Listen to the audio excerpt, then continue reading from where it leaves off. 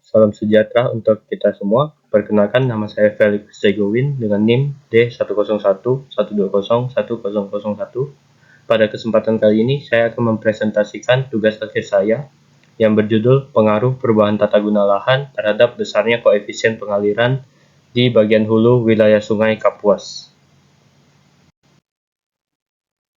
Jadi, perkembangan suatu wilayah sangat berkaitan dengan penggunaan lahan. Pada saat pertumbuhan jumlah penduduk, pembangunan, dan segala aktivitas yang terjadi dapat menyebabkan perubahan penggunaan lahan. Berikut ini adalah data dari Badan Pusat Statistik atau BPS Kabupaten Kapuas Hulu. Dapat dilihat data jumlah penduduk Kabupaten Kapuas Hulu dari tahun 2012 sampai 2022 terus meningkat. Dengan adanya peningkatan jumlah penduduk ini, maka penggunaan lahan juga akan meningkat. Perubahan penggunaan lahan yang umum terjadi adalah berubahnya lahan hutan menjadi areal terbangun. Penggunaan lahan dari lahan yang tidak terbangun menjadi terbangun seperti pemukiman akan mendorong besarnya aliran permukaan yang disebabkan berkurangnya lahan untuk menyerap air. Tujuan penelitian ini yang pertama, untuk menganalisis pengaruh perubahan tata guna lahan terhadap besarnya koefisien pengaliran berdasarkan Sistem Informasi Geografis atau SIG. Yang kedua, untuk menggambarkan peta yang menunjukkan penggunaan lahan di Das Kapuas Hulu. Yang ketiga, untuk menampilkan hasil analisis perubahan penggunaan lahan di Das Kapuas Hulu dengan menggunakan Sistem Informasi Geografis atau SIG. Manfaat penelitian ini diharapkan dapat bermanfaat untuk mengetahui nilai koefisien pengaliran akibat dari perubahan penggunaan lahan. Koefisien limpasan. Koefisien limpasan atau koefisien pengaliran merupakan perbandingan antara bagian hujan yang menjadi air permukaan dengan total hujan pada suatu saat kejadian hujan. Nilai koefisien berkisar antara 0 sampai 1. Ada 3 faktor yang mempengaruhi nilai koefisien aliran. Ada kondisi topografi, kondisi tanah, dan kondisi tutupan vegetasi. Analisis yang pertama adalah analisis daerah aliran sungai atau Das Kapuas Hulu.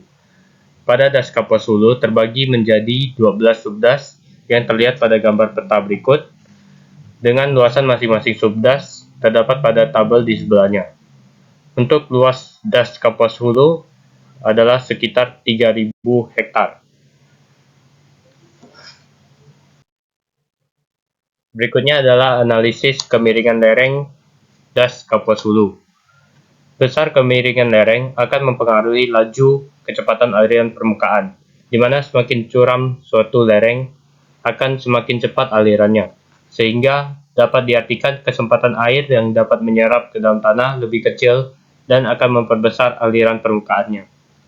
Dari data dam yang telah didapat, diolah, kemudian menjadi peta kemiringan lereng seperti berikut, dengan klasifikasi kemiringan lereng menggunakan metode Hasing. Jadi ada 4 kelas sebagai berikut: datar, bergelombang, perbukitan, dan pegunungan.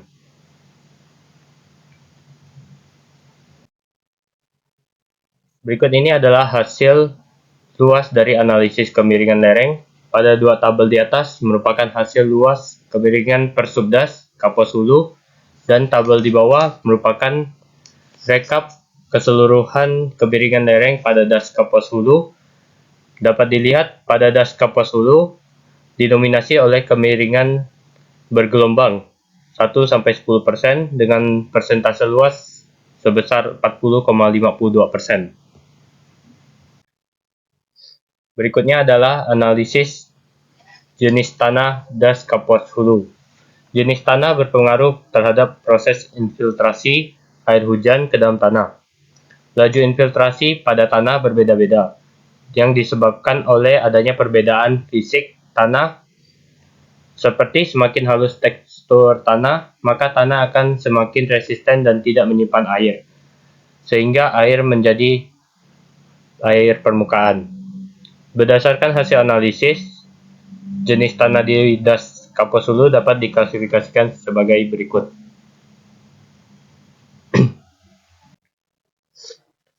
Berikut adalah hasil luas dari analisis jenis tanah. Hasil ini merupakan hasil dari masing-masing subdas untuk luasannya.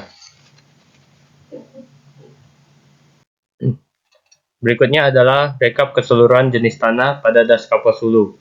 Dapat dilihat pada tabel, tanah inceptisol merupakan tanah yang mendominasi pada Das Kapuas Hulu dengan persentase luas 33,54%.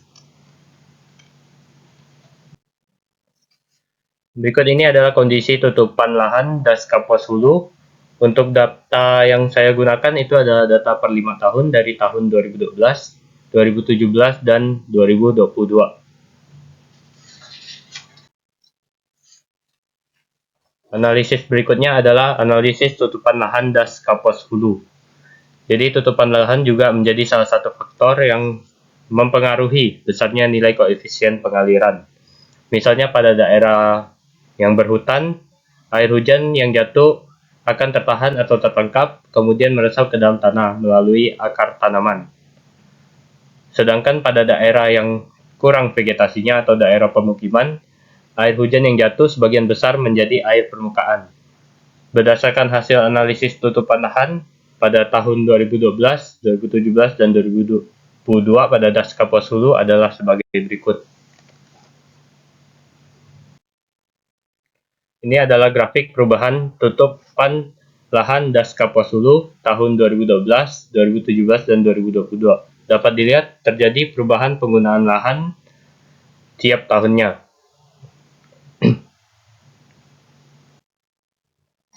Berikutnya adalah analisis perubahan penggunaan lahan Das Kapuas Hulu. Untuk contohnya ini saya ambil pada tahun 2012 sampai 2022, jadi selama 10 tahun terakhir. Dapat dilihat perubahan penggunaan lahan secara keseluruhan dengan hasil negatif, artinya terjadi penurunan tutupan lahan, dan hasil positif, artinya terjadi pertambahan tutupan lahan. Untuk rincian perubahan yang terjadi dapat dilihat pada tabel berikutnya. Jadi ini adalah rincian perubahan penggunaan lahan yang sebelumnya menjadi penggunaan yang lain dengan total luasannya juga. Jadi contohnya adalah hutan lahan kering primer pada tahun 2012, terus berubah pada tahun 2022 adalah menjadi, ada yang tetap menjadi hutan lahan kering primer, ada yang menjadi hutan lahan kering sekunder, lahan terbuka, dan seterusnya.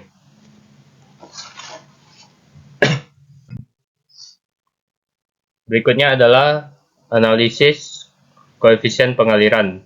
Jadi untuk analisis koefisien pengaliran ini saya menggunakan 3 metode. Yang pertama adalah metode US Forest Service. Koefisien limpasan ditentukan berdasarkan tingkat kepadatan beberapa jenis penggunaan lahan.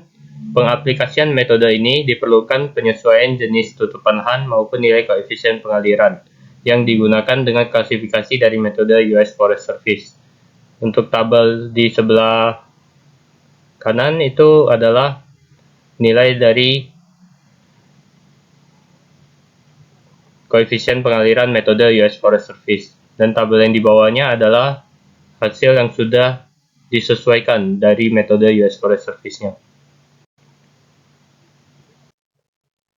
Berikut adalah contoh perhitungan untuk mendapatkan nilai koefisien pengaliran berdasarkan metode US Forest Service. Dari rekap hasil yang dapat dilihat, terjadi perubahan koefisien pengaliran dari tahun 2012 sampai 2022 akibat dari perubahan penggunaan lahan. Hasil analisis pada tahun 2022 menunjukkan nilai C sebesar 0,145. Ini berarti 14,5% dari hujan yang jatuh pada das tersebut akan menjadi aliran permukaan. Nilai C tersebut menunjukkan bahwa kondisi das masih tergolong baik. Selanjutnya adalah metode Hasing. Koefisien limpasan diperoleh melalui penggabungan parameter topografi CT, tanah CS, dan vegetasi penutup CV. Berikut adalah tabel untuk metode Hasing beserta nilai koefisien pengalirannya. Untuk parameter topografi, tanah dan vegetasi didapat dari pengklasifikasian peta kemiringan lereng, jenis tanah, dan tutupan lahan yang sudah dibuat sebelumnya. Untuk rincian setiap parameter dapat dilihat pada tabel berikut. Berikut adalah contoh perhitungan untuk mendapatkan nilai koefisien pengaliran metode Hashing, dan rekap hasil parameter nilai CT, CS, dan CV. Dari hasil tersebut, dapat dilihat untuk parameter yang memberikan pengaruh terbesar adalah nilai topografi atau nilai CT. Berikut ini adalah hasil rekap koefisien pengaliran. Dari hasilnya kita dapat lihat terjadi perubahan koefisien pengaliran dari tahun 2012 ke tahun 2022 akibat dari perubahan penggunaan lahan. Berikutnya adalah metode Kodowati dan Syarif. Metode analisis koefisien pengaliran ini terdapat dalam buku Pengelolaan Sumber Daya Air Terpadu tahun 2008 oleh Kodowati dan Syarif. Pada metode ini, nilai koefisien pengaliran telah disesuaikan dengan klasifikasi tutupan lahan dari data Kementerian Lingkungan Hidup dan Kehutanan atau KLHK. Berikut ini adalah tabel tutupan lahan serta nilai koefisien pengalirannya. Berikut ini adalah contoh perhitungan untuk mendapatkan nilai koefisien pengaliran berdasarkan metode Kodowati dan Syarif. Kemudian di sebelahnya adalah rekap hasil koefisien pengaliran. Dari rekap hasilnya, dapat dilihat terjadi perubahan koefisien pengaliran dari tahun 2012 ke tahun 2022 yang disebabkan akibat perubahan penggunaan lahan. Berikut adalah perbandingan hasil koefisien pengaliran berdasarkan 3 metode yang tadi. Pada metode Hashing, dapat dilihat mempunyai nilai tertinggi, disebabkan pada metode tersebut mempertimbangkan 3 jenis parameter, yaitu topografi, jenis tanah, dan tutupan lahan. Sedangkan untuk metode US Forest Service dan metode Kodowati hanya mempertimbangkan satu parameter, yaitu tutupan lahan saja. Meskipun terdapat perbedaan, ketiga metode menunjukkan terjadinya peningkatan nilai koefisien pengaliran di Das Kapuas Hulu.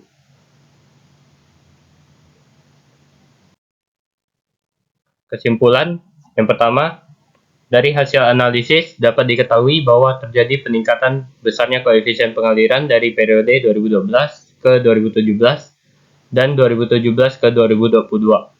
Hal ini membuktikan bahwa apabila tata guna lahan berubah, maka akan mempengaruhi besarnya koefisien pengaliran dan berdampak pada meningkatnya potensi banjir di Kabupaten Kapuas Hulu. Penggambaran peta penggunaan lahan di Das Kapuas Hulu dapat memberikan gambaran yang jelas dan komprehensif tentang distribusi dan jenis penggunaan lahan di wilayah tersebut. Hasil peta ini dapat menjadi dasar bagi pengambilan keputusan terkait pengelolaan sumber daya alam dan lingkungan di wilayah tersebut. Yang ketiga, pada Das Kapuas Hulu telah mengalami perubahan penggunaan lahan dalam 10 tahun terakhir dari periode 2012 hingga 2022. Jenis tutupan lahan yang dominan berubah adalah pada daerah bervegetasi seperti hutan lahan kering primer, hutan lahan kering sekunder, hutan rawa primer, dan hutan rawa sekunder mengalami perubahan penggunaan lahan menjadi lahan terbuka, perkebunan, pemukiman, dan pertambangan. Saran 1. Pengolahan data tutupan lahan yang dilakukan hendaknya dilakukan untuk tahun-tahun berikutnya sehingga perubahan penggunaan lahan dapat diteliti secara berkelanjutan untuk melindungi dan memelihara ekosistem sungai. 2. Perlunya peraturan yang ketat terkait pengendalian penggunaan lahan agar mengurangi terjadinya perubahan penggunaan lahan yang tidak terkendali. Sekian yang dapat saya jelaskan. Terima kasih.